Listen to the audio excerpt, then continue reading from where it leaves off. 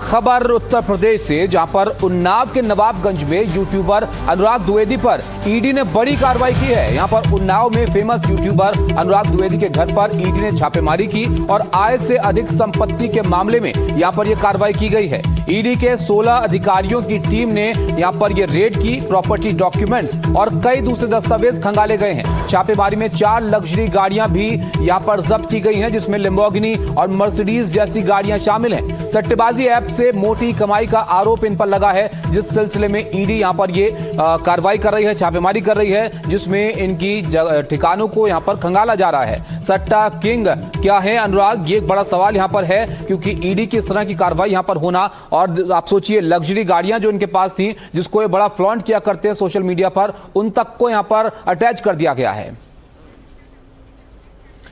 तो ये बड़ा एक्शन यहां पर लिया गया है। इसके अलावा आप देखिए, अनुराग ऑनलाइन स्पोर्ट्स ऐप प्लेटफॉर्म के माध्यम से सट्टा किंग के रूप में पहचान रखते हैं। इनको सट्टा किंग के तौर पर जाना जाता है और अर्श से फर्श तक का जो इनका सफर है, ये बहुत रफ्तार से यहां पर हुआ है। महज 8 से 9 सालों में ये सेलिब्रिटी हो गए। उम्र बहुत ज्यादा नहीं है, लेकिन उसके बावजूद जो शोहरत का मुकाम इन्होंने हासिल किया, उसकी चर्चा बहुत है। सबसे पहले ड्रीम 11 स्पोर्ट्स ऐप से सट्टा खेला और लखपति वहां से बन गए। अनुराग ने ऐसा खेला कि कई बड़े गेम जीत ड्रीम 11 मैनेजमेंट की निगाह में आ गए। ड्रीम 11 ने अनुराग को मैनेजमेंट टीम में शामिल कर लिया और अनुराग फर्श से अर्श तक यहां पर पहुंच गए। और यह बताया जा रहा है कि अनुराग अपनी फर्म से अपने पिता को हर महीने 5 लाख की सैलरी देते हैं। अनुराग लंबे वक्त से दुबई में रह रहे हैं और BMW, मर्सिडीज, उरुस, लैम्बोर्गिनी जैसी लग्जरी गाड़ियों का काफिला बाकायदा इनके पास है। अनुराग को 23 दिसंबर 2024 को लॉरेंस बिश्नोई ग्रुप के रोहित गोदारा ने 1 करोड़ की फिरौती मांगते हुए धमकी भी दी थी और अनुराग ने लखनऊ में इसको लेकर FIR भी दर्ज करवाई थी।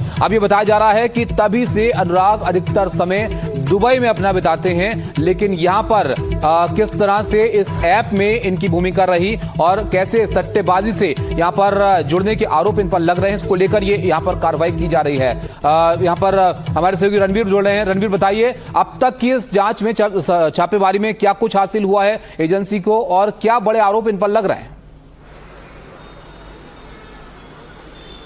देखिए, जिस तरह से फाइनेंशियल ट्रांजैक्शंस हुए थे जो ऑनलाइन बेटिंग ऐप से अलग अलग, इसमें किसी एक का नाम नहीं है, कई सारे ऑनलाइन बेटिंग ऐप्स में ये फाइनेंशियल ट्रांजैक्शंस होते थे। तो आरोप ये है कि कई सारे ऐसे ट्रांजैक्शन हैं जो गलत हैं, कई ऐसे ट्रांजैक्शंस हैं जिनको छुपाया गया है टैक्स में।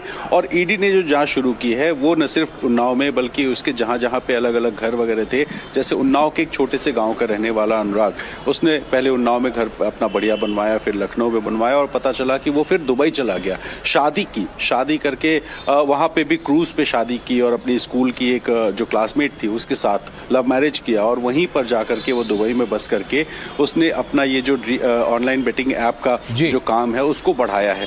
तो कई बड़ी गाड़ियां मिली। ये इतनी सारी गाड़ियां कहाँ से आई हैं, इतना जो फाइनेंशियल ट्रांजैक्शन हुआ है कहाँ हुआ है, ये सारे जांच के मुद्दे हैं। और चूंकि अनुराग इंडिया में नहीं है, इस वजह से उससे पूछताछ नहीं हो सकती।